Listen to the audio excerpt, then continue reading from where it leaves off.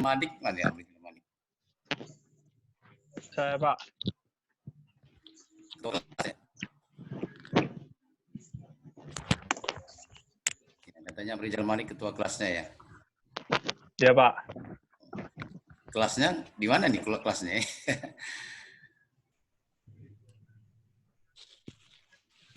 Sesuai dengan jadwal ya. Mungkin Anda sudah tahu nama saya. Hari ini belajar apa kita ya?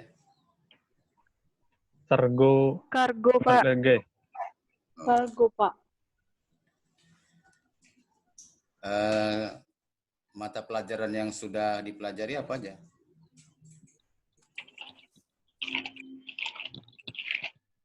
Aviation knowledge. Terus Attitude and grooming. Knowledge. Kemudian? Bandara.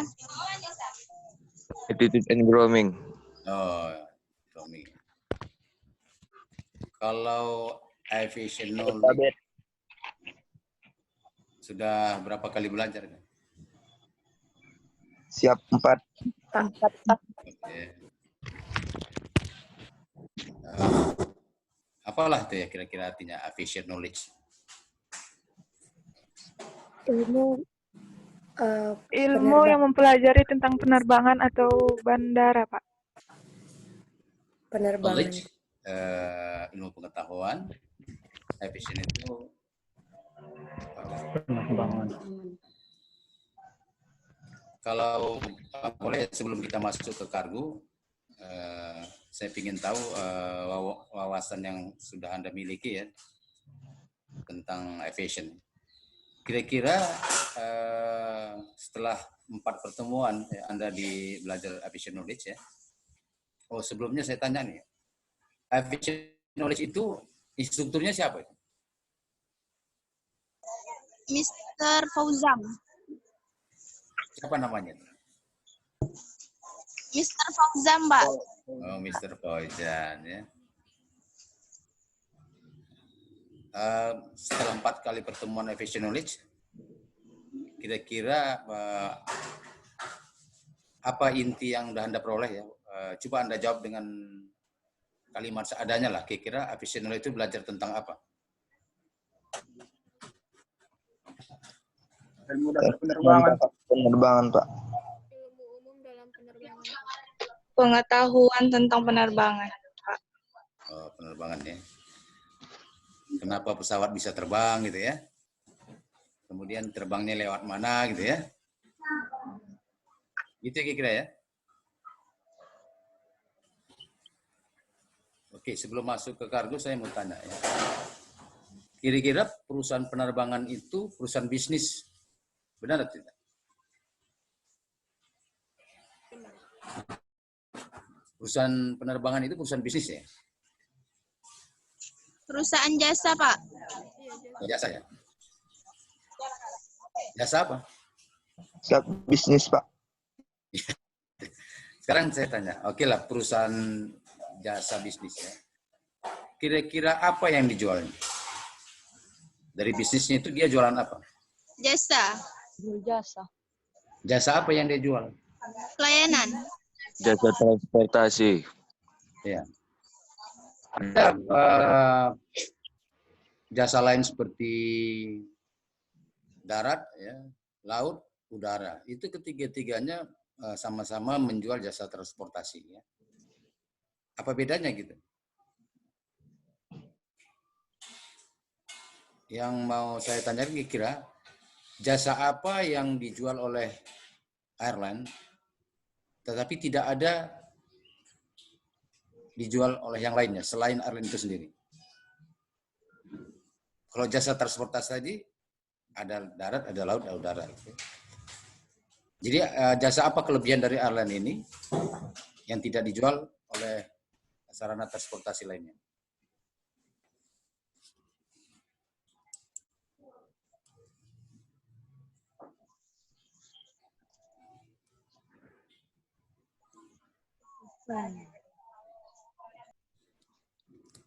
Oke, saya untuk mempermudah maksud pertanyaan, saya arahkan ke pertanyaan begini. Kenapa orang naik pesawat? Karena supaya cepat sampai. ingin berpergian. Supaya lebih cepat cepat. sampai. Jadi transportasi lain seperti darat, laut sampai juga ya, tapi kan lebih lama gitu ya. Ya Pak. Jadi yang dijual itu kan cepat. Cepat itu identik dengan apa? Cepat berarti Bersingkat waktu. Lebih efisien. lebih lagi, lebih efisien. Coba terlalu umum, lebih spesifik lagi. Lebih Cepat. menghemat waktu, Pak. Iya, cepat identik dengan waktu. Jadi kalau kita simpulkan lagi bahwa penerbangan itu menjual waktu. Jelas ya? Pertanyaan selanjutnya, bagaimana cara perusahaan penerbangan menjual waktu kepada masyarakat? Bagaimana cara dia menjajakan waktu? Waktu, siapa mau beli? Gitu. Gimana kira-kira? Jadi dia bukan sekedar bisnis transportasi, tetapi jasa transportasi yang cepat. Berarti yang dibeli orang cepat. Bagaimana dia mempublish? Kan setiap produk itu kan selalu ada pemasarannya. Bagaimana cara airline memasarkan yang dimaksud dengan waktu tadi itu?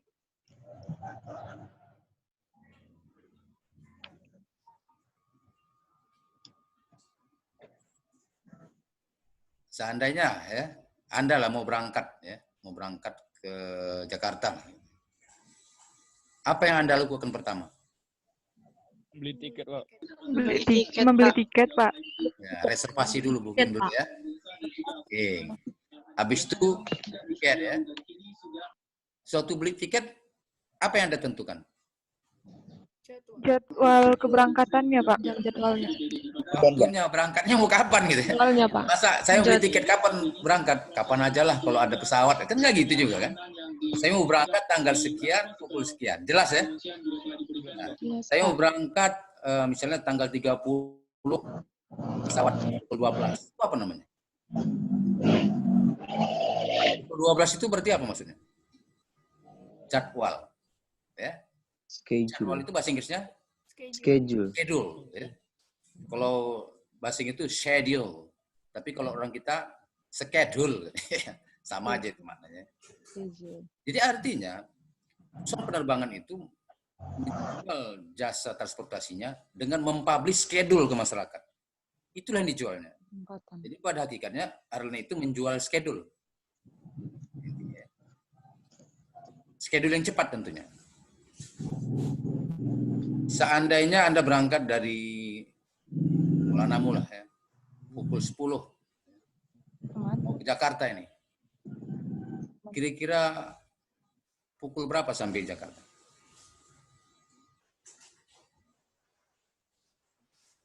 Jam 11. Ya, yang lain jangan apa aja. Jangan dengar aja ya. Coba. Berangkat pukul 10. Sampai Jakarta kira-kira pukul berapa? Nggak tahu Pak, belum pernah naik pesawat. Ya. Jam 12 siang, Pak. Ada yang tahu? Jam 12. Jam 12. Itu artinya masa perjalanan dari Kuala Namu ke Cengkareng itu waktu 2 jam. Di dalam dunia penerbangan ya, itu disebut dengan traveling time. Jelas ya? Traveling time itu adalah masa perjalanan dari satu origin to destination. Jadi kalau ditanya Jakarta berapa lama? Oh, traveling time-nya 2 jam. Saya ulang. Seandainya berangkat pukul 10, ya, penumpang berharap sampai Jakarta pukul 12. Artinya airline mempublish kepada masyarakat, terbanglah dengan kami. Kalau Anda berangkat pukul 10, insya Allah pukul 12 sampai di Jakarta. Ya. Kecuali ada macet ya. Nggak ada macet ya. Nah itu yang dijual.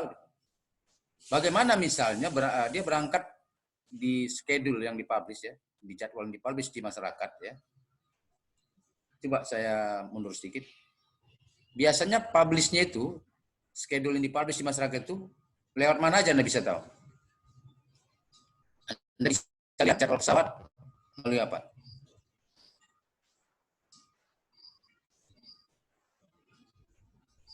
Ya baca ya, banyak fasilitas ya dari berbagai media ya, media cetak maupun elektronik.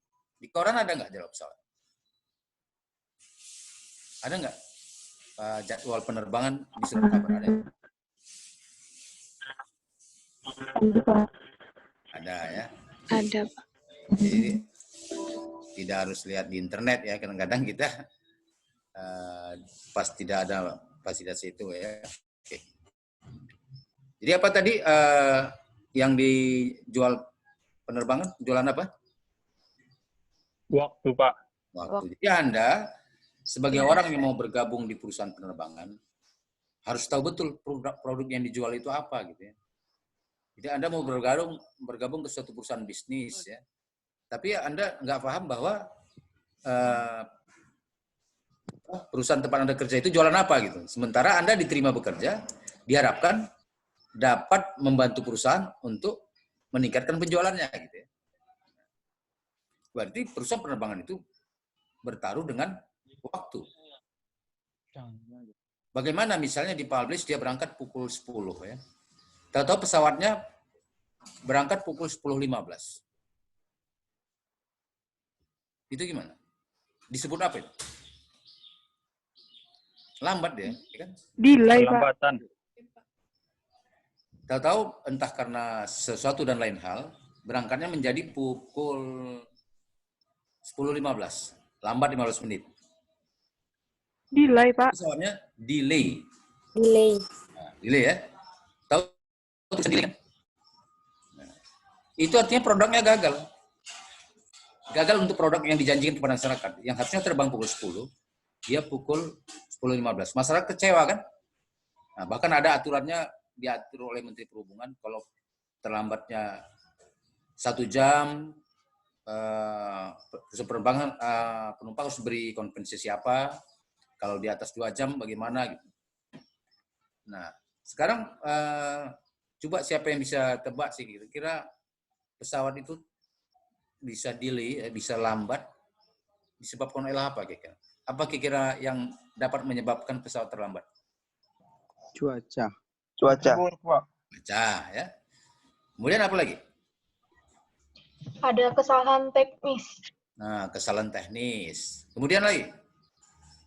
Ada kesalahan-kesalahan lain yang di bandara, Pak, yang menyebabkan tidak bisa berangkat. Nah, apa lagi? Banyak itu penyebabnya.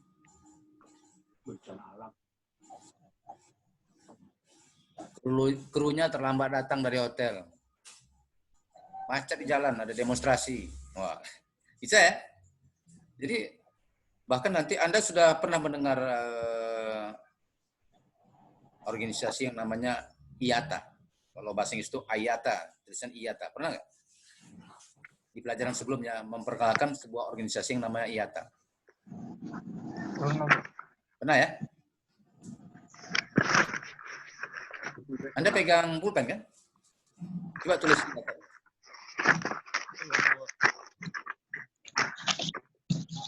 IATA. Udah? I-nya apa? International. International A-nya? Air. Aviation. International. International Air. Air Transport. I, internasional. A-nya air. T-nya transport. A-nya terakhir association. Association. Apa tadi? Coba baca semua yang bersiap tulis. International. International Air Transport Association. Ya. Kalau diartikan apa itu? Internasional ya internasional. Air transport, transportasi udara. Association, organisasi. Organisasi penerbangan internasional. Yang terdiri Maskapai dari penerbangan internasional. Udara internasional. Beberapa perusahaan penerbangan ini mayoritasnya membuat organisasi klub, kelompok. Anggotanya adalah maskapai penerbangan. Jadi mereka berembuk mengeluarkan kesepakatan aturan-aturan yang sama, gitu ya. Sehingga kemanapun Anda terbang, di negara manapun, Anda akan mendapat standar pelayanan yang sama. ada standar minimalnya. Gitu. Kalau standar maksimalnya itu unlimited, itu sudah pelayanan masing-masing ya, bisnis. Tapi standar minimalnya, seorang penumpang itu harus berangkat, prosesnya harus begini dulu. Itu sama di seluruh penerbangan. Ya. Nah, jadi karena perusahaan penerbangnya sudah lama ya, perusahaan penerbang IATA ya, organisasi tadi mentabulasi bahwa hal-hal yang bisa menyebabkan pesawat terlambat itu ada 99 macam. Banyak ya. Anda tadi cuma bilang cuaca gitu ya, kesalahan teknis. Nanti Anda akan masuk ke situ. Ada 9 berapa macam? 99. 99 macam. 9 macam, Pak. Yang menyebabkan pesawat bisa terlambat. Pesawat terlambat sebut apa? Delay. Delay. Jadi ada 99 delay kode. Ya. Jadi kalau karena teknik kodenya berapa? Kalau karena kru kodenya berapa? Karena hujan kodenya berapa? Karena airportnya kebakaran kodenya berapa? Karena penumpangnya ngamuk-ngamuk kodenya berapa? Karena printer macet, listrik mati di bandara kodenya berapa? Karena bencana Itu alam. ada 99 kode. Disebut dengan 99 delay code. Nanti akan dikatakan saudara ya apa delay code itu. Nah, apa tujuan delay code itu? Bukan pokoknya kalau pesawatnya terlambat tinggal catat aja, bukan. Kita mengetahui bahwa 99 macam ini hal-hal yang dapat menyebabkan pesawat terlambat. Artinya, kita sebagai karyawan kalau bisa menghindari jangan sempat ini terjadi. Nah, gitu. Jadi titik-titik rawan ya. Penerbangan itu delay itu bisa dikarenakan apa aja, Jadi dari seluruh bagian bisa menyumbang, bisa mengakibatkan pesawat delay. Nah, kita sebagai karyawan meminimize, jangan sempat pesawat bisa terjadi gara-gara kode ini. Kalaupun terpaksa terjadi, ya kita seperti post major ya. Post major itu karena alam, misalnya banjir, hujan, itu siapa bisa menghindari gitu ya. Nah, tapi kita mencatat gitu. Itu tujuannya untuk evaluasi. Misalnya, dalam 1 minggu ini, kenapa penerbangan kita ada 10 kali delay? Hari ini tanggal sekian, jam sekian, tanggal sekian, jam sekian. Apa penyebabnya? Oh, karena hujan deras. Wah, nggak masalah. Karena gempa bumi. Tapi jangan gara-gara pelayanan lambat. Pegawai kurang, ada yang absen. Waktu mengeprint dokumen, printer macet. Berarti karyawannya unwell prepare, kurang persiapan. Itu masalah dengan karyawan itu sendiri. Jadi di bagian apapun kita kerja, kita bisa menyumbang, bisa mengakibatkan pesawat menjadi delay. Itu tadi delay ya. Oke. Nah, saya balik ke awal bahwa tadi masalah kita adalah pesawat itu bisnis ya, bisnis penerbangan. Kira-kira kalau bisnis itu harus untung ya, gitu ya. Namanya perusahaan bisnis harus untung. Secara umum, kenapa sebuah perusahaan itu bisa laba? Artinya kalau perusahaannya nggak untung, dia bangkrut dong, tutup. Coba, ada yang mau siapa bisa jawab? Kenapa suatu perusahaan, bisnis apapun itu, bisa laba, bisa menghasilkan profit, bisa untung? Adanya suatu manajer yang bagus, Pak. Oh, manajernya bagus. Ya. Ada yang lain? Adanya SDM yang berkualitas, Pak. SDM berkualitas. Ada yang lain? Pelayanannya yang bagus, Pak. Pelayanan bagus. Ya. Anda aktif ya, jangan dengar-dengarannya. Semua kerja dengan baik, Pak. Ada rumusnya. Suatu perusahaan itu bisa untung adalah biaya itu lebih kecil dari pendapatan. Benar nggak? Kalau ada sini belajar akuntansi, pendapatan itu bahasa akuntansinya revenue, ya, revenue. Kalau bahasa di pasar itu omset penjualan, gitu ya, hasil penjualan. Jadi kalau kita bisnis satu apapun itu, kan ada pendapatan ya. Apakah pendapatan itu bisa dinikmati semua? Keluar itu biayanya, ya. Cost-nya, biaya operasional, gaji karyawan, biaya listrik, air segala macam, itu namanya biaya. maka harus dipastikan pendapatan harus lebih besar dari biaya. Jadi ketika pendapatan itu dikurangi biaya, ada sisanya. Sisa itulah namanya laba Untung. atau untung. Untung. Nah, sekarang airline itu pendapatannya, revenue-nya dari mana?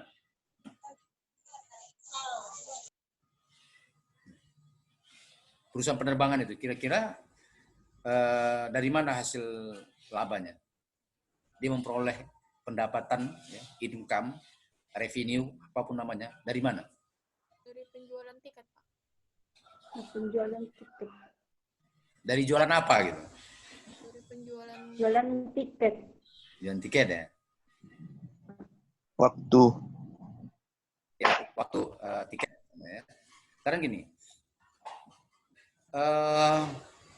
di aviation knowledge sudah dipelajari struktur pesawat, bagian-bagian pesawat sudah.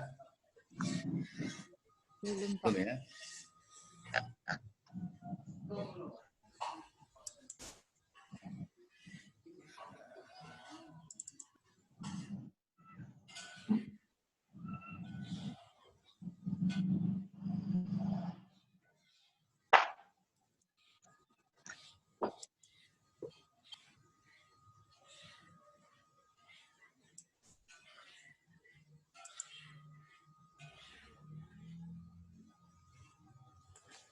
Kalau pesawat itu ya, kalau pesawat ya, sebelah atas ya, tempat penumpang duduk itu disebut apa?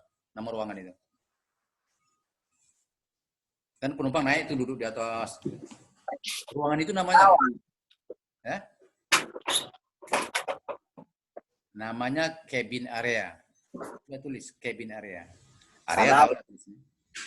Tulisan cabin tahu nggak? C-A B-I cabin gitu ya. Cabin area. Saya ulang. Cabin area itu apa? Tempat penumpang duduk. Tempat penumpang duduk itu. Pramugari kerjanya di situ ya. Ya, Ya, Pak. kan, melayani penumpang kan. Maka disebut cabin crew. Kru yang bekerja di area cabin. Jadi cabin kru di cabin. Terus di sebelah depan pesawat itu tempat supirnya itu apa? Apa nama ruangannya? Bukan supir ya? Apa namanya? Pilot. Nah, Pilot, Pak. nama lain dari pilot? Captain. Ya, Captain. kan dibilang pilot. Hati aja mau ngomong apa. Nggak ada keharusannya ya. Kalau pilot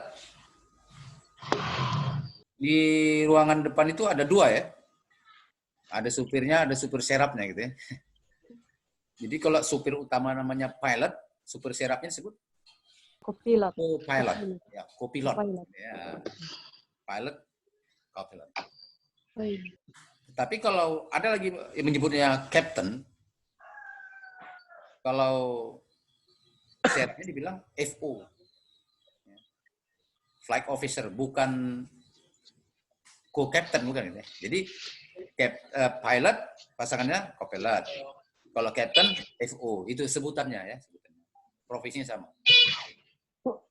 Nah, mereka itu berdua bekerja di ruangan kecil di depan. Apa nama ruangan itu? Cockpit. Pernah dengar ya? Cockpit. Tulisannya tahu nggak cockpit?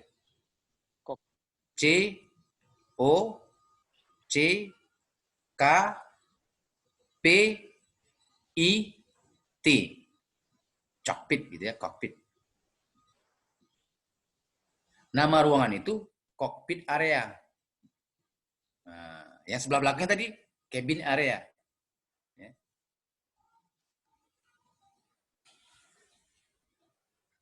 Oke. Cockpit crew itu siapa? Jawab. Cockpit crew itu siapa? Pilot and co-pilot. Ya. Dua orang ya. Orang yang bekerja di cockpit area. Oke. Pertanyaannya sama. Cabin crew itu siapa? pramugara. Orang yang bekerja di cabin crew, di cabin area. Area. Jadi di cabin area dibilang cabin crew. Orang yang bekerja di cockpit area disebut cockpit crew. Gitu ya.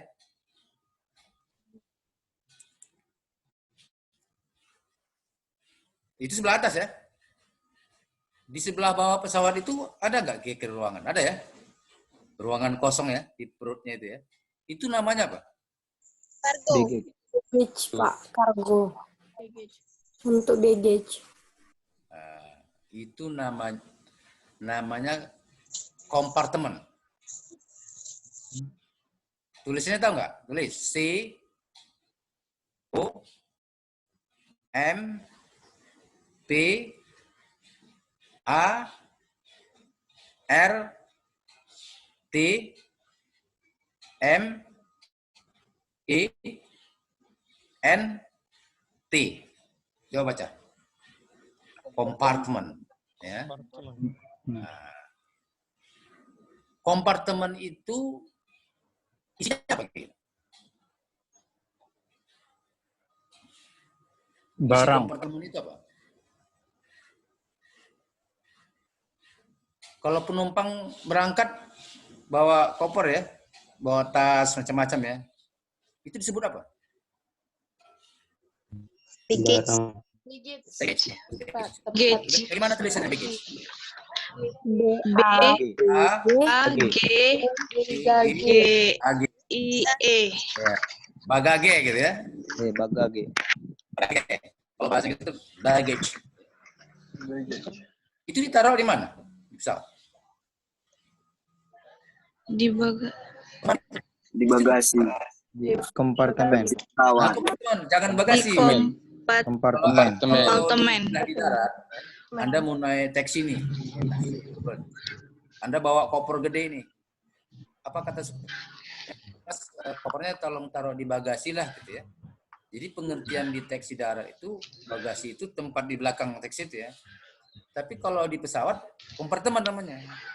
Kompartemen. Justru koper itu kadang-kadang dibilang baggage. Baggage itu artinya bagasi gitu. Jadi jangan salah pemahamannya. Oke, apa tadi isi kompartemen? Baggage. Baggage. Kemudian apa lagi kira-kira selain baggage? Kargo. Kargo. Oh ya. Mbak sih, Edi Putra. Edi. Kalau kamu mau ngirim paket nih, disuruh ibu, Edi, kirim nih ke sama tantemu di Jakarta. Ini pakaian sama kue ini. Edi pergi kemana? Bawa barang itu kemana? Kargo. Kompartemen, Pak. Ya, maksudnya dari rumah lah, masuk komputer. Oh iya, Pak. Ah, ini kemana? Kirimnya dari rumah ke bandara baru Ya, dimasukkan rumah kamu misalnya di Siantar, masa kamu ke Kuala Namu disuruh ngirim kue aja? Besar kali biayanya. Paket. Ah, pakai paket, Pak. titipan kilat, JNE, JNE, banyak lah itu ya. JNT. JNT. Ya. Ada yang bilang agen kargo, ada yang bilang jasa titipan, ada yang bilang ekspedisi. Samanya itu semua, ya. Itu istilahnya aja beda ya. Nah, Ya, Pak. kita bilang lah yang terkenal misalnya titipan kilat gitu ya. Di setiap kota ada titipan kilat, bahkan di satu kota itu ada beberapa cabangnya ya.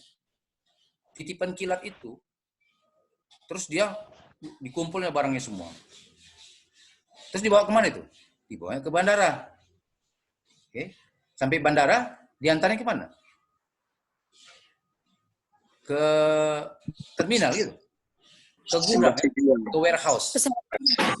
Ke warehouse. Bahasa Inggrisnya warehouse. Ini gudang. Sampai warehouse, ada yang nerima di situ? Ada ya? Pegawai penerbangan juga yang nerima. Didaftar, dihitung, ditimbang segala macam, baru ditarik ke pesawat. Nah, barang dari agen-agen itu, agen kargo itu, yang dikumpulkan, dibawa ke bandara itu, itulah yang disebut kargo. Jadi kargo itu, jadi pelajaran kargo ini, seandainya Anda ditempatkan di bagian warehouse, di bagian gudang itu, prosesnya apa? Nah, intinya pelajaran kargo itu. Kira-kira kargo itu titipan kilat tadi ngirim pakai pesawat ya, kita bilang pakai Garuda lah. Bayar nggak? Bayar nggak? Bayar lah ya. Bayar. Nah itu merupakan sumber pendapatan selain tiket tadi. Udah dua berarti ya. Jadi sumber pendapatan pesawat itu pertama penumpang menjual seat tempat duduk, kemudian menerima angkutan kargo. Ya.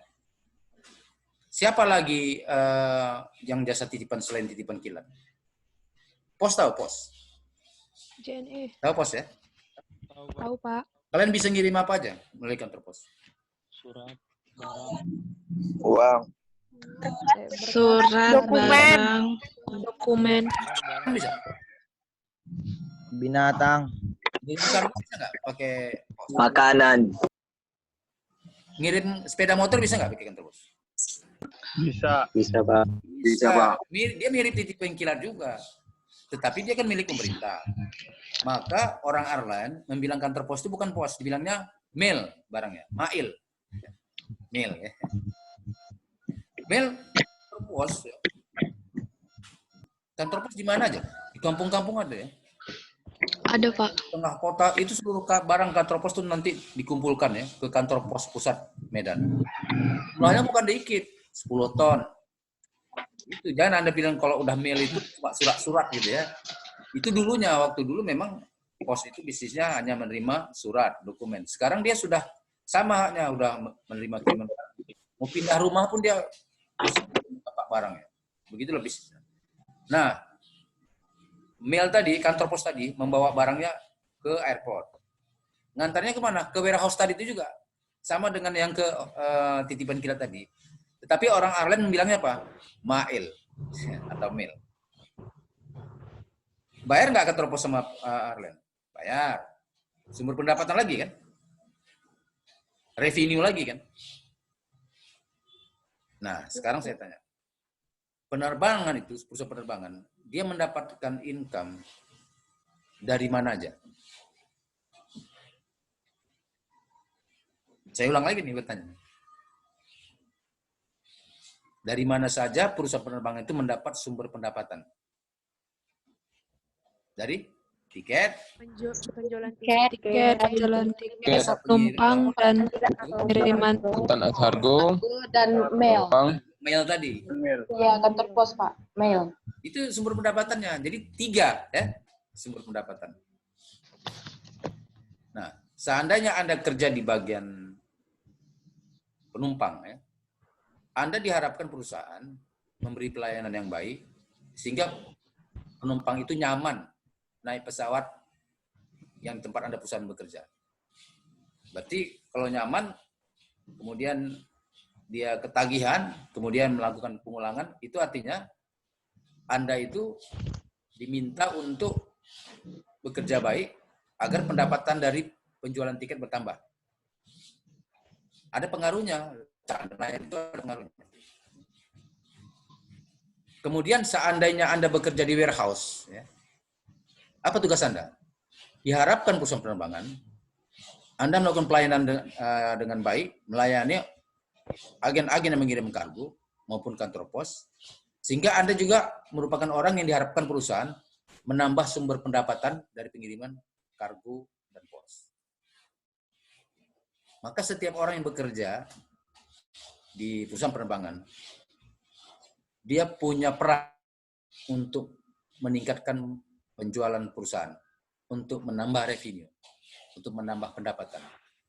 Untuk itulah Anda digaji. Jadi Anda punya harga di situ, bahwa saya bekerja di sini untuk memajukan perusahaan gitu. Tidak ikut maju perusahaan itu disebut kontraproduktif ya. Apa contohnya misalnya? Anda bekerja tapi Anda tidak menambah perusahaan. Apa contohnya?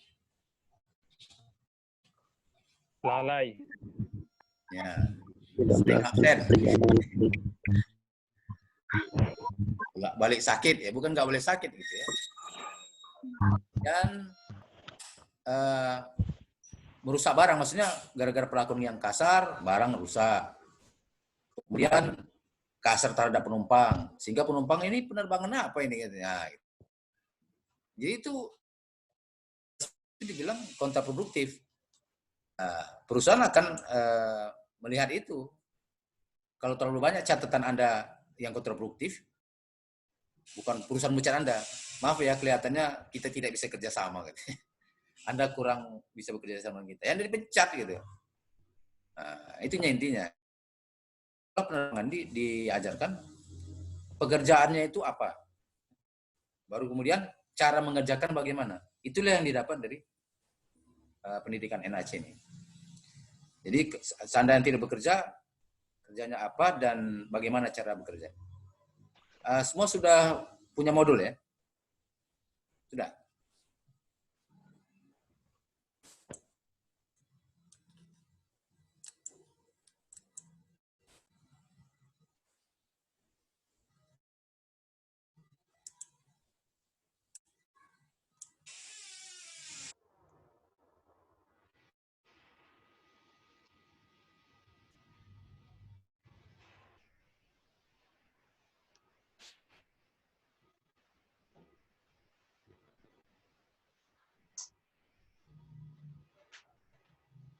Sudah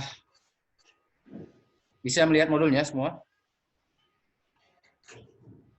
Sudah, Pak. Sudah, Pak. Sudah, Pak.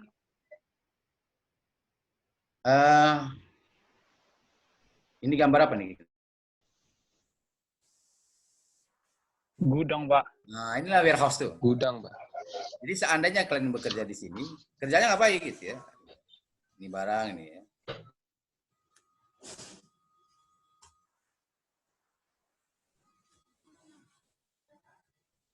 Nah, seandainya ya, kerja di bandara. Anda oke, saya mulai dulu misal gini. Di bank, Anda kerja di bank nih. Di bank ada bagian-bagian apa aja? Gitu. Pelayanan. Ada satpam, ya. Ada teller, ya. Ada customer service. Security. Semua itu pelayanan, ya. Itu di bank aja ada beberapa bagian, ya. Anda kerja di bandara.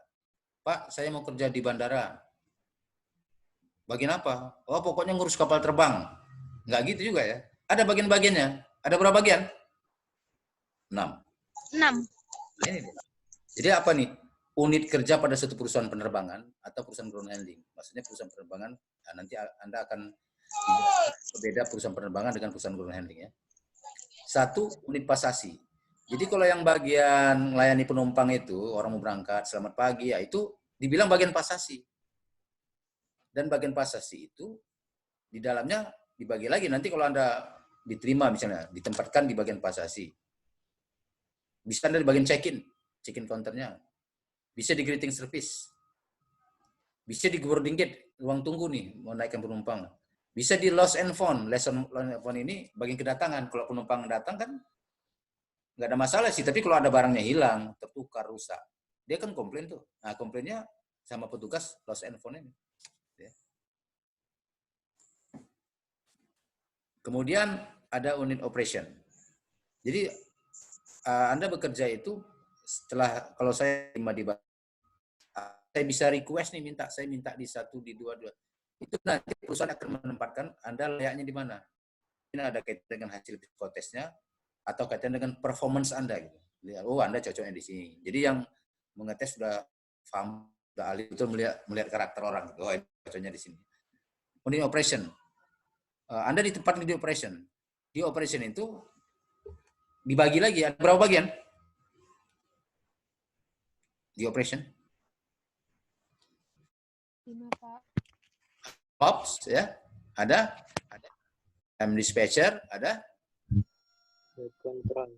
load control, ada Master.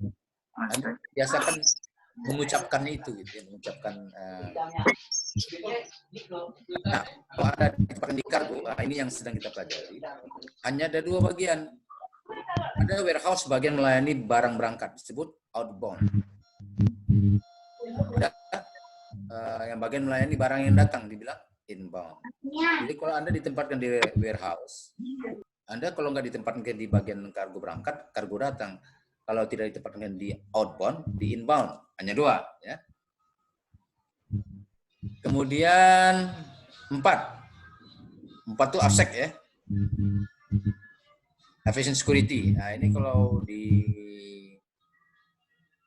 bandara nggak ada istilah satpam, AFSEC.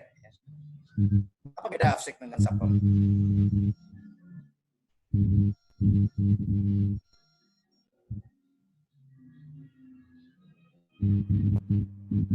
Kalau satpam itu izinnya dari polisian ya. Kalau AFSEC itu izin dari Departemen Perhubungan Udara. Beda dia license-nya ya.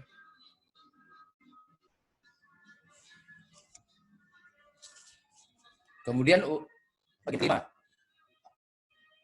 Apa itu GSE? Ada yang tahu kepanjangannya? Unit GSE. Ground Support Equipment. Ya, G-nya ground. G ground. Tulisan ground tahu ya? Tahu, Pak. Support tahu tulisannya? SU. Equipment. Ini equipment. Apa arti ground?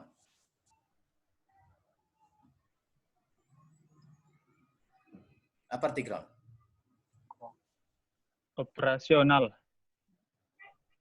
Operasional ya operasional. Ini ground, artinya apa ground? Ground itu bumi atau tanah. Nah, itu ya, ground. Underground, bawah tanah. Gitu ya. Support?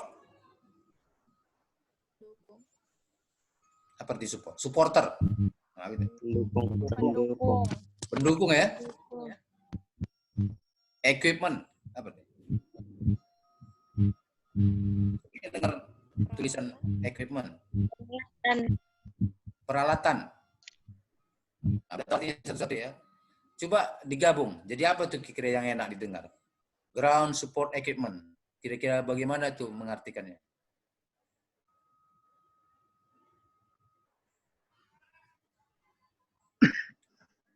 Kalau Anda pernah lihat di kenyataan atau di film ya, ketika pesawat landing ya, terus dia masuk ke area parkir ya, kemudian datang mobil tangga ya, nempel ya, kemudian datang mobil banyak gerobak, traktor ya, semua alat yang mengerubungi pesawat itu dibilang alat GSE. Pesawat landing nih, masuk ke parkir. Penumpangnya mau turun, kan pasang tangga dulu kan, tapi suruh lompat. Nah, tangga itu salah satu alat GSE. Baru kemudian nanti pesawat itu mungkin kan ada kamar mandinya, mungkin mau diganti airnya, WC-nya, datang ada alatnya. Di aviation knowledge mungkin dipelajari ada yang namanya apa? GPU ya, ground power unit ya. Ada apa lagi? TBS kan diperlukan ya, peralatan. Nah, semua alat itu dibilang alat GSE. Jadi alatnya banyak. Nah, tapi kita mau mengartikan secara global dulu. Apalah kira-kira arti GSE? Ground Support Equipment. Artikannya suka hati kita, kan kita orang Indonesia, Pak. Yang enaknya terdengar apa? Peralatan pendukung. Equipment, peralatan ya. Equipment, peralatan yang mensupport pesawat sewaktu di ground. Alat yang membantu pesawat sewaktu parkir. Nah, alat yang digunakan. Itu dibilang alat GSE. Nah, kalau di bagian GSE ini, Anda yang sekolah GSE, pelajaran itu bagaimana cara membawa alat ini, bagaimana cara membawa alat ini. Dia nggak ketemu dengan penumpang, yang dilayani apa yang dilayani? Pesawat. Jadi kerjanya di lapangan itu. Baru kemudian unit teknik ya. Jadi yang namanya perusahaan itu pasti ada bengkel ya. Bengkelnya itu teknik, misalnya kalau ada alat-alat yang rusak ya. Dari alat GSE tadi kan banyak ya. Traktor tuh ada berapa, mobil tangga segala macam. Termasuk juga peralatan kantor seperti misalnya ada komputer yang rusak, AC yang mati, pintu yang copot ya. Kuncinya pokoknya seluruh kerusakan dari perusahaan itu dibawa ke bengkel. ada bengkelnya namanya unit teknik. Nah, di situ banyak anak-anak SMA tuh, yang elektro bagian elektro, yang ya. Nah, itu di bandara juga gitu. Jadi kalau kau kerja di mana? Di bandara. Terlalu umum jawabnya. Di bandara di bagian apa? Aku di kargo. Oh, aku di operation. Tidak petugas load control ya. Oh, saya orang GC, saya orang pasasi gitu ya. Paham ya? Nah, seluruh bagian ini ya. Pasasi nanti ada pelajarannya ya. Nah, namanya passenger and baggage handling. Di operation ini seperti pelajaran aviation knowledge itu masuk bagian dari operation ya. Nanti ada juga pelajaran rem ya, rem special, load control. Ah, ada pelajaran kargo ini sedang kita pelajari gitu ya. Jadi ini masih introduction, ini masih pembukanya. Kalau ABSEC ada jurusan apa? Kita memilih jurusan ABSEC. Ini diantaranya ada yang jadi ABSEC nih, yang mendaftar di ABSEC ada? Ada, Pak. Ada ya? Nah, yang GC ada? Ada, Pak. Nah, itu dia. Jadi masing-masing apa ya? Banyak bagiannya. Jadi tiap bagian itu ada mata pelajarannya. Jadi setiap bagian itu ada gurunya, ada bukunya, ada mata pelajaran. Ya. Oke, kita next slide. Ya. Nah, unit kargo merupakan bagian tersendiri. Maksudnya dari banyak bagian lain tadi, kargo itu kan salah satu bagian gitu ya, dari bagian lain. Memiliki struktur organisasi, maksudnya ada supervisornya, ada kasirnya, ada segala macamnya. Job description tertentu, jenis uraian pekerjaan tertentu, unit yang diharapkan. Nah, diharapkan. Menambah revenue. Apa tadi revenue? Pendapatan ya, income bagi perusahaan yang diperoleh. Dari mana dapatnya? Dari sewa gudang, dari ongkos kirim, bahasa Inggrisnya freight, dari penagihan biaya handling, ya. Dari situ dapatnya. Ya. Kemudian warehouse itu terbagi dua bagian, yaitu outbound dan inbound. Kalau Anda mau ngirim kargo nih ke bandara, Anda pergi, Anda datangnya ke gudang mana bawanya? Yang Anda datangi gudang mana? Gudang outbound. Ya. Beda-beda tuh gedungnya. Anda mengambil barang kiriman nih dari teman Anda Jakarta, disuruh nggak pakai tipe kirat langsung ke bandara aja. Anda mendatangi gudang inbound. Inbound, Pak. Jadi seandainya ada ditempatkan di warehouse, supervisornya akan menempatkan Anda di outbound-nya atau di inbound-nya. Oke.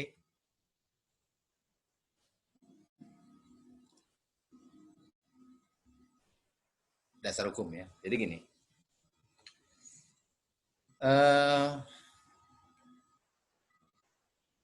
Kalau Anda mau berangkat naik pesawat ya, terus Anda mau check-in ya, diminta apa aja sama petugas? Sama petugas Anda dimintai apa? Mau berangkat nih, sampai bandara. Pak, saya mau berangkat, ya. Terus petugasnya minta apa sama Anda? Kartu identitas kita, Pak. Tiket ya? Tiket. Habis itu ID. Terus Anda bilang, saya nggak punya ID, bisa nggak? Bisa, Pak. Nah, yang menentukan seluruh penumpang harus bisa menunjukkan ID-nya, itu siapa yang ngatur? Peraturan siapa itu? Peraturan penerbangan atau peraturan pemerintah? Penerbangan, Pak. Penerbangan, Pak. Itu peraturan pemerintah yang dititipkan ke penerbangan. Penerbangan tidak boleh menerbangan penumpang yang tidak punya ID. Paham ya?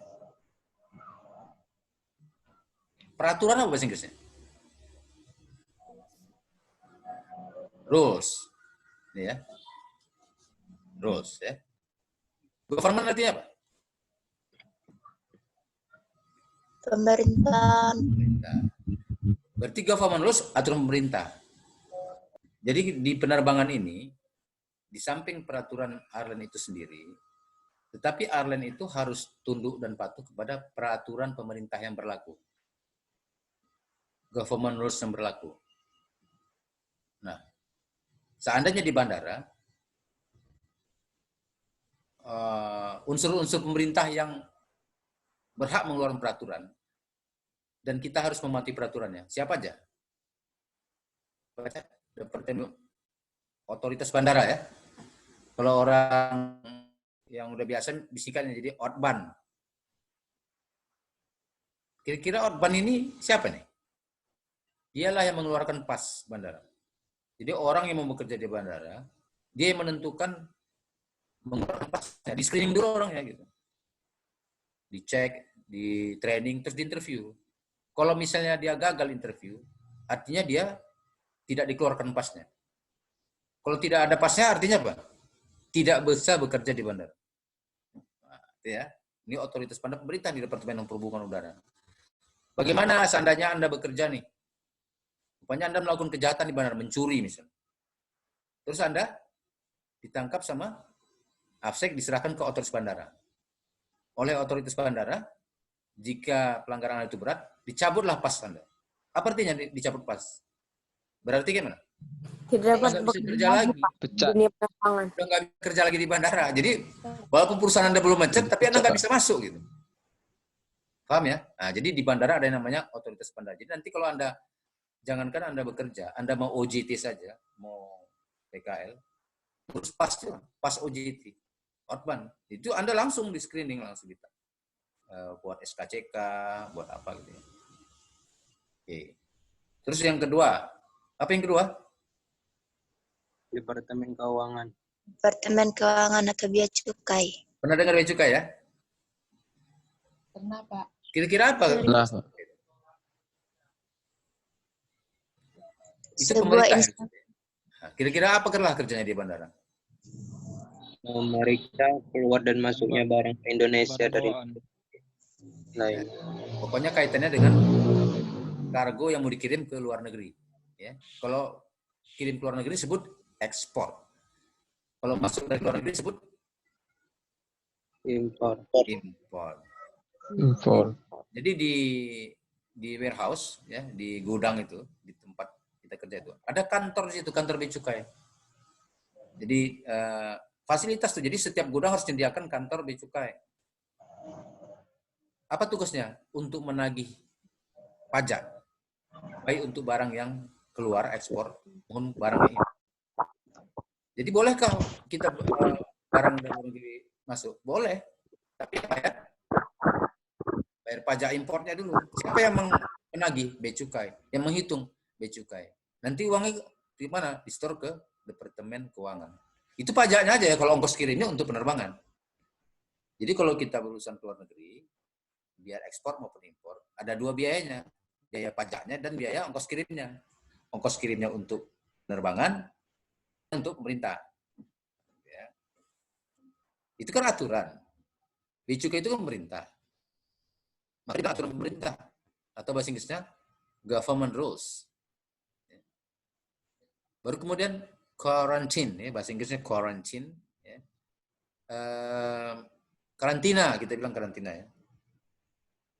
Ini di bawah Departemen Kesehatan dan Pertanian. Jadi gini, saya mengirim mengirim burung ke Kuala Lumpur. Boleh nggak kalau ngirim burung ke Kuala Lumpur? Boleh. Boleh. Datang nih ke kita nih orang warehouse-nya, Pak, saya mengirim burung. Nggak usah burung lah, kucing. Ngirim kucing. Ya. Kucing itu tidak boleh diterima sebelum yang punya kucing, si pengirim, membawa kucing itu ke karantina. Karantina hewan. Kantor karantina itu ada juga di bandara. Di bandara itu banyak kantor pemerintah. Ada kantor outbound, ada kantor bea cukai, ada kantor karantina. Diperiksa kucing itu. Untuk apa? Dipastikan kucing tersebut tidak mengandung wabah. Biasanya kalau kucing itu rabies gitu ya. Dikeluarkan suratnya bahwa ini telah diperiksa, ada namanya surat karantina. Baru dia ke warehouse. Nah, jadi airline tidak boleh menerima kiriman hewan, binatang hidup, jika si pengirimnya belum mengurus surat karantinanya. Kan banyak yang nggak ngerti ini ya. Kita kasih, Pak, ada surat karantinanya.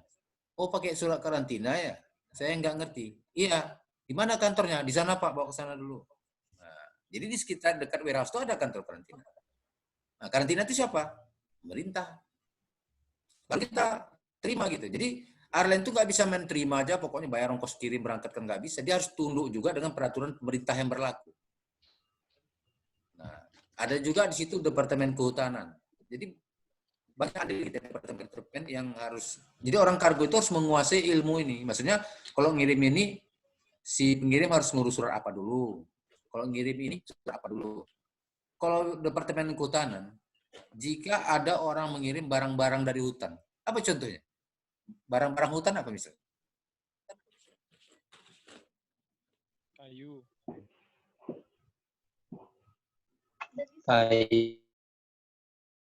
Jadi binatang-binatang hutan, orang hutan gitu ya. Itu kan nggak umum ya. Apalagi di sini, ada orang mengirim harimau gitu ya. Kan nggak umum itu. Kalau ngirim ayam nggak perlu. Jadi kalau untuk atau kayu poni atau bionias atau pokoknya flora dan fauna yang dilindungi ya, yang dibatasi pengirimannya. Si pengirim itu harus punya surat dari Departemen Kehutanan. Setelah dia memiliki surat itu, baru dibawanya ke warehouse. Kalau enggak, kita tidak boleh menerimanya.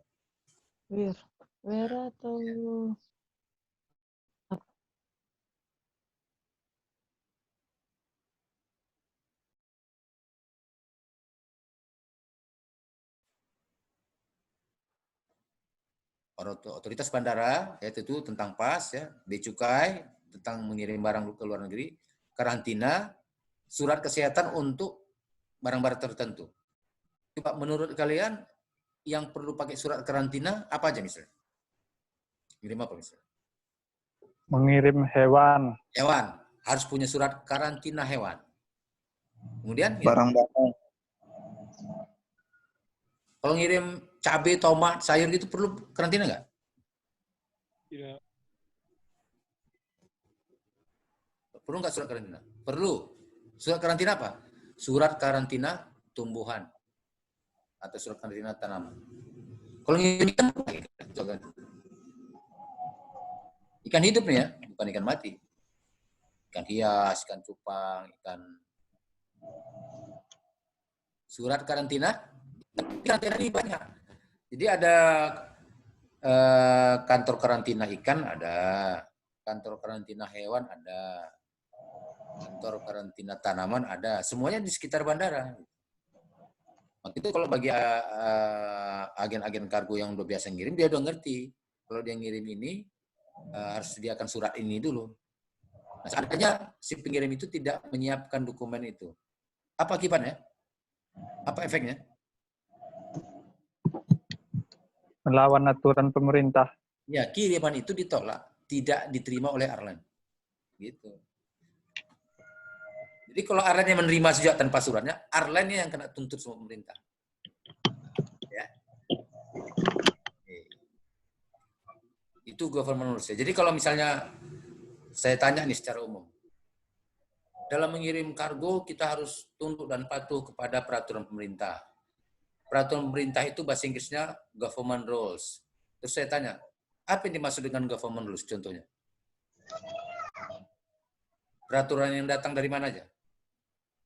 Dari Departemen Perhubungan Udara, dari Bea Cukai, dari karantina, dan Departemen Kehutanan.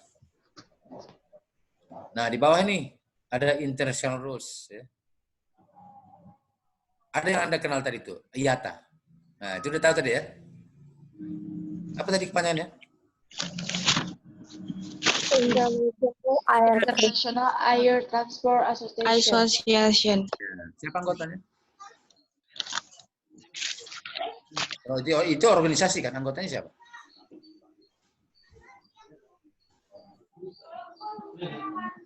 Anggotanya maskapai penerbangan, ya, perusahaan-perusahaan penerbangan. Yang IQ itu udah pernah lihat tulisan itu? ICAO itu. Udah, Pak. IQ rules. Udah pernah dengar waktu belajar aviation knowledge pernah guys ya? ICAO gitu. Udah pernah Pak, udah. International International Civil Aviation Organization. Itu anggotanya siapa? Ini lembaga PBB. Anggota PBB. Ini ya. Di Indonesia ini kan banyak perusahaan penerbangan ya. Coba Anda sebutkan nama perusahaan penerbangan yang Anda tahu di Indonesia apa aja? Pica, iya, CAS, DKB. Banyak lah ya.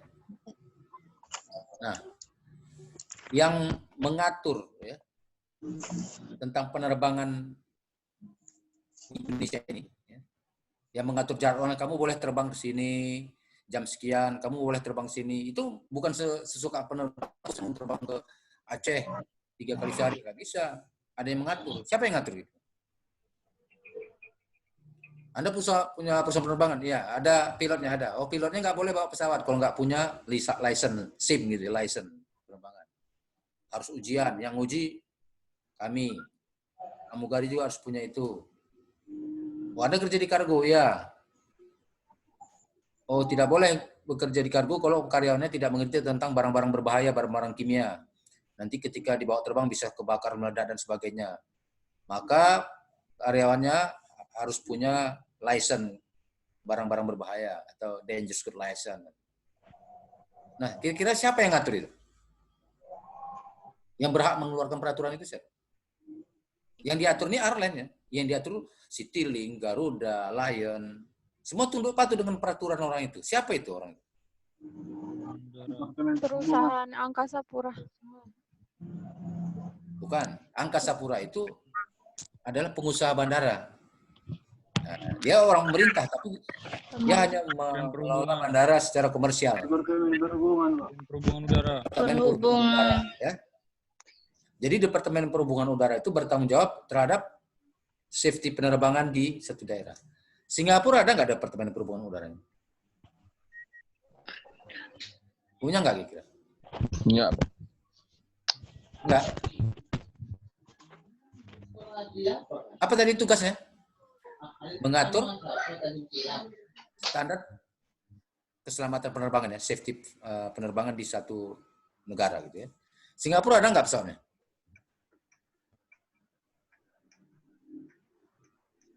Ada ya, Singapura Airlines ya. Banyak pesawatnya. Berarti ada Departemen Perhubungan Udara yang mengatur penerbangan Singapura. Inggris ada. Ada nggak Departemen Perhubungan Udaranya?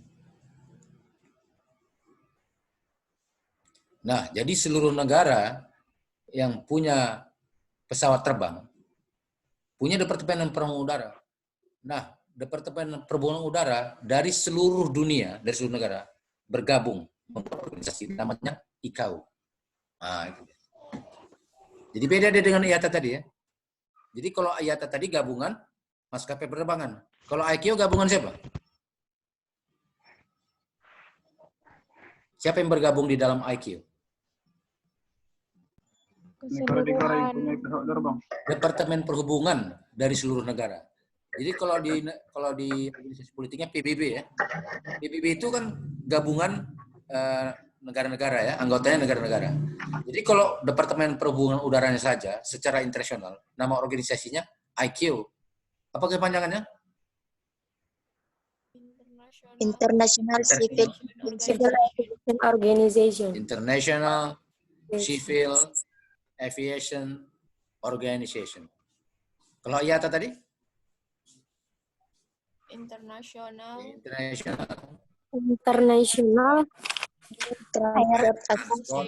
Association. Maka kita yang bekerja di penerbangan ini tunduk dengan peraturan semua ini. Jadi ICAO itu di Indonesia ada nggak ICAO? Anggota ICAO ada nggak? Ada. Departemen Perhubungan Udara Republik Indonesia otomatis menjadi anggota ICAO cabang Indonesia. Nah, itu ya. Penerbangan ini misalnya kayak Garuda terbang ke Singapura, dia kan harus tahu juga aturan penerbangan pemerintah Singapura. Nah, itu dipublish di IQ. Jadi beda negara ada beda peraturannya, ada beda persyaratannya. Karena kalau nggak pesawat itu nggak boleh terbang ke negara itu. Dari mana dia tahu? Dari IQ. Ya. Kalau IATA tadi ngatur apa? Itu ngatur bisnisnya. Nah, secara komersil, bagaimana kita buat pelayanannya, standar tarif segala macam. Jadi IATA itu kelompok bisnismen lah, kelompok pengusaha penerbangan yang meragamkan standar pelayanan biar penumpang jadi nyaman naik pesawat. Kalau IQ itu ada kaitannya dengan peraturan pemerintahnya. Gitu. Jadi IQ itu pemerintah, IATA itu swasta. IATA itu bisnismen, IQ itu government. Bisa yang bedakannya ya? Oke, si tes nanti kita bahas ya. Bawah, airline rules. Nah, Anda kalau naik pesawat, boleh nggak bawa baggage? Coba, boleh nggak bawa bar? Boleh, Pak. Boleh. Pertanyaan saya selanjutnya, berapa kilo boleh bawa? 50. Beda ya. Garuda lain ya. Lion lain lagi, boleh berapa kilo? Citylink lain lagi. Masing-masing penerbangan mempunyai peraturan-peraturan tersendiri, kebijaksanaan bisnisnya. Jadi setiap peraturan yang dari perusahaan itu sendiri namanya airline rules. Nah, jadi itulah beda-beda. Contoh misalnya, saya mengirim jenazah. Orang pakai Garuda boleh nggak ngirim jenazah?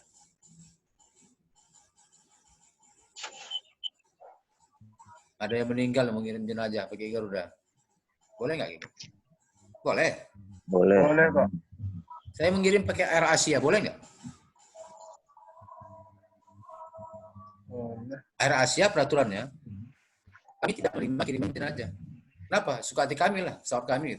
Pastinya punya alasan sih. Artinya, peraturan yang menyatakan kami tidak menerima jenazah, kata RC, itu namanya airline rule, peraturan dia sendiri gitu. Jadi masing-masing airline peraturannya ada beda-bedanya. Maka kalau Anda bekerja, Anda harus tahu airline rules tempat Anda bekerja itu apa gitu. Nggak sama semua. Bisa jadi diterima di pesawat ini lain. Boleh bawa koper di Garuda 20 kilo jatahnya penumpang. Nah, mungkin di Citylink 10, ini mungkin di pesawat yang saya 15 kilo. Nah, jadi masing-masing itu ada beda-bedanya. Nah, peraturan-peraturan yang keluar dari airline itu sendiri disebut airline rules. Jadi ini jenis-jenis rules yang wajar diketahui seorang airliner ya, seorang calon-calon yang bekerja di penerbangan. Oke, saya rekap lagi ya. Apa yang dimaksud dengan rules?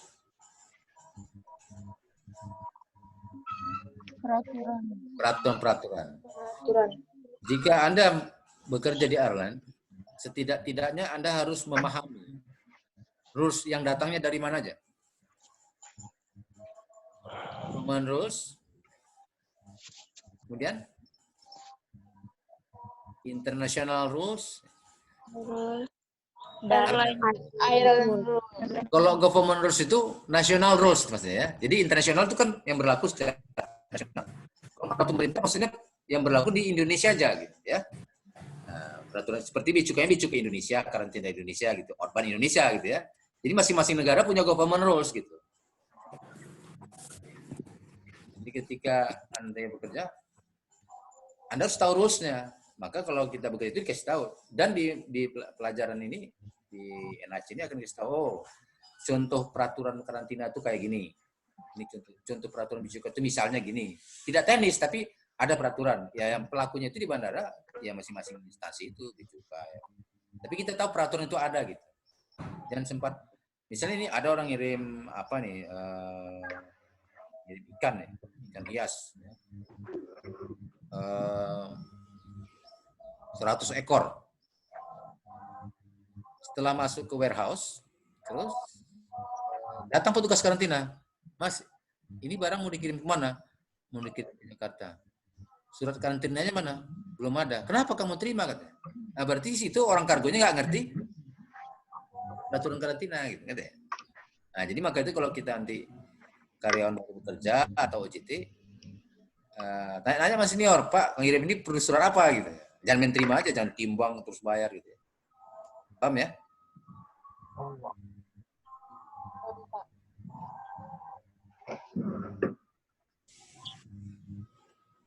Oke. Kita sampai berapa nih? 12 ya? Oke, ini yang terakhir lah ya. Nah, sebagai penutup. Jenis-jenis pesawat gitu ya. Jadi gini.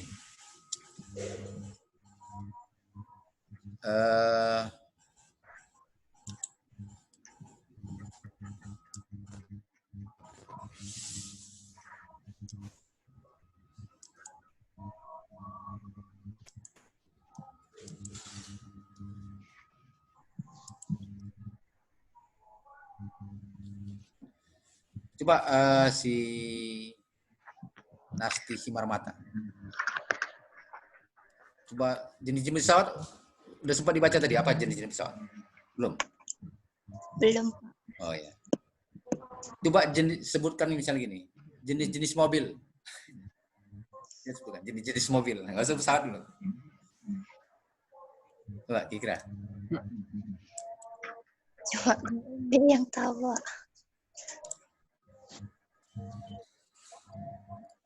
Ada yang jenis mobil ya, ada yang bawa penumpangnya nggak banyak itu, 4 aja, 2 depan, itu namanya jenis sedan ya. Nah, sedan ya. Jangan Anda bilang kalau sebutkan jenis-jenis mobil, Anda menyebutkannya Suzuki, Toyota, itu merek pabrik. Itu bukan jenis mobil. Itu namanya merek-merek pabrik. Jadi kalau misalnya sedan, Toyota mengeluarkan sedan, Mitsubishi mengeluarkan sedan, Honda mengeluarkan sedan, jenisnya jenis sedan. Ada lagi yang bawa barang di belakang. Apa itu? Pickup ya. Kita bilang pickup. Masing-masing pabrik itu mengeluarkan pickup. Toyota mengeluarkan. Di atasnya itu apa lagi? Kalau kayak Avanza itu apa disebut? Jenis apa itu? Avanza, Xenia, sedan, minibus. Minibus. Nah, jadi tadi ada pickup, ada sedan, ada minibus. Di atasnya lagi bus, bawa penumpang. Ya. Pariwisata. Berwisata ya. Di atasnya lagi ada lagi truk ya, yang di atas pickup. Kalau ada pickup kecil tuh ya, truk tronton gitu ya. Tahu juga gitu. Uso. Ya, itu merek itu Fuso. Coba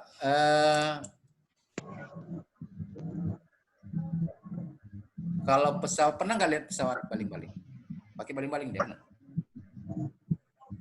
Dia terbang tuh pakai baling-baling. Pakai kipas.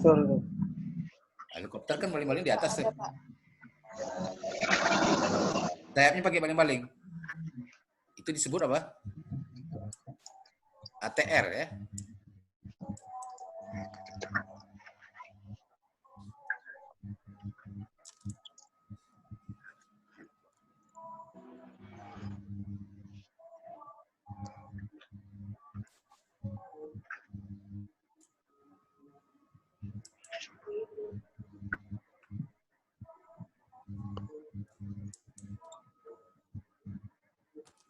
Kelihatan?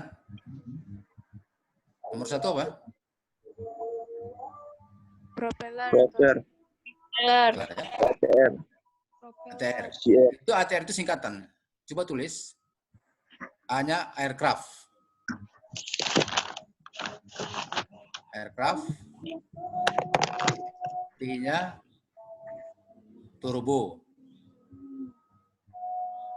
R-nya propeller. Propeller itu artinya baling-baling. Jadi kalau pesawat ATR ini, ya, penumpangnya itu sedikit, di bawah 100 rata-rata. 180, 82 gitu ya. Berarti pesawatnya kecil nih ya. Kemudian ada lagi pesawat yang agak gede dikit, tapi sudah bermesin jet, dibilang narrow body. Karena jika orang nulisnya NB, ya, N garis miring B, narrow body. Apa arti narrow bahasa Inggris? Apa artinya? sempit, kecil ya.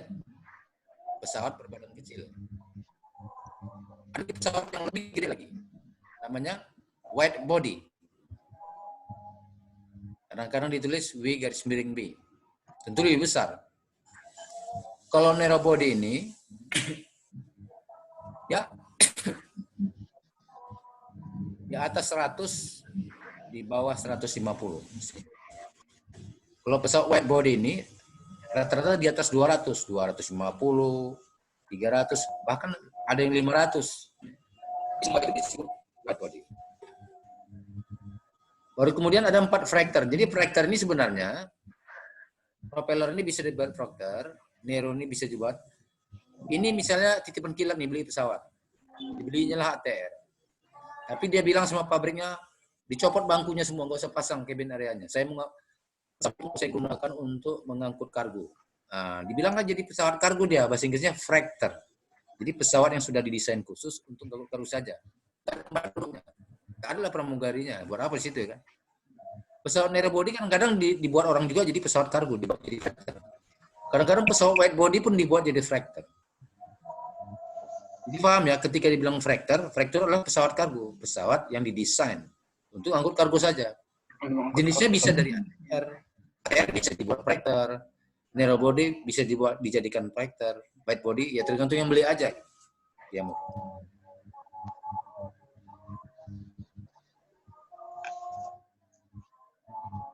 ya, oke. Waktu sudah menunjukkan 12.20 ya.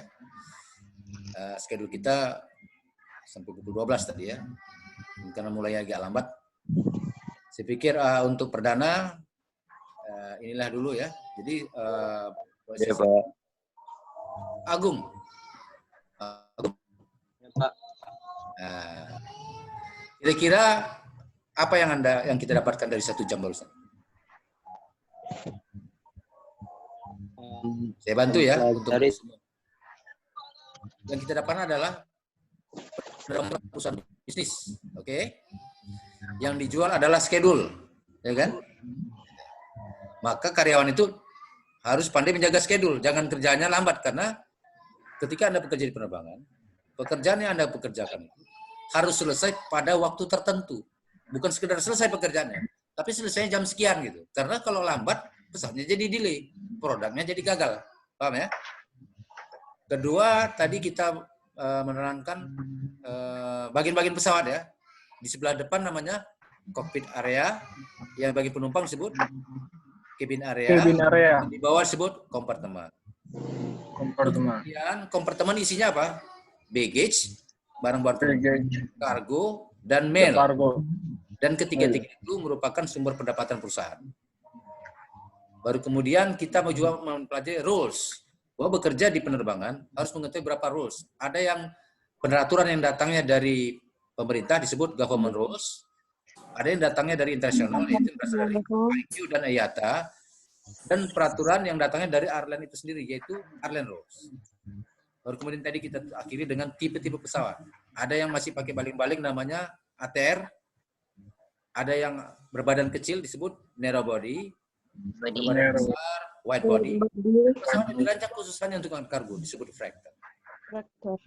Mudah-mudahan 1 jam yang lalu banyak mendapat manfaat bagi Anda. Ya.